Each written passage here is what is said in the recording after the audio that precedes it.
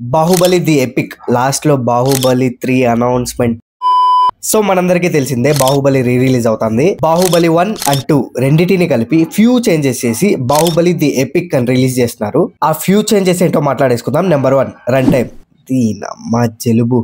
Okay total 3 hours 40 minutes run time ఉంటదంట. రాజమౌళి గారు and editor Tammiraju గారు ఫ్యూ మంత్స్ నుంచి వర్క్ చేస్తూ ఈ రన్ టైం ని ఫిక్స్ చేశారంట. Number 2 screen play. చాలా మందికి చాలా డౌట్లు ఉన్నాయి. ఇప్పుడు బాహుబలి 1 అండ్ 2 కలిపి రిలీజ్ చేస్తున్నారంటే ఏ సీన్స్ ఎక్కడ వస్తాయి, బాహుబలి 2 సీన్స్ ముందు వస్తాయా లేదా 1 సీన్స్ ముందు వస్తాయా అని.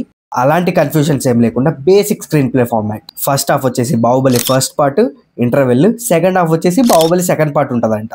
So number 3 Baahubali the epic అన్నది ఎన్ని ఫార్మాట్స్ లో రిలీజ్ అవుతుంది.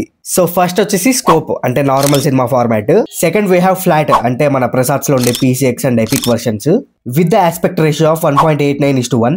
ఆస్పెక్ట్ రేషియో అంటే ఏం లేదు, just length and width of the image అనమాట. And next we have IMAX version అనమాట with the aspect ratio of 1.90:1. So ఇంకా లాస్ట్ వచ్చేసి 4DX అనమాట.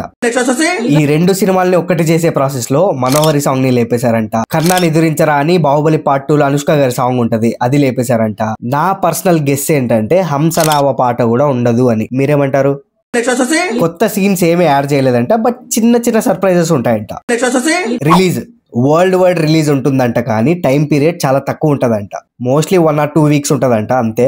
అండ్ ఫైనలీ లాస్ట్ లో బాహుబలి 3 అనౌన్స్మెంట్ ఏమి ఉండదంట, కానీ వేరే సర్ప్రైజ్ ఏదో ఉంటదంట.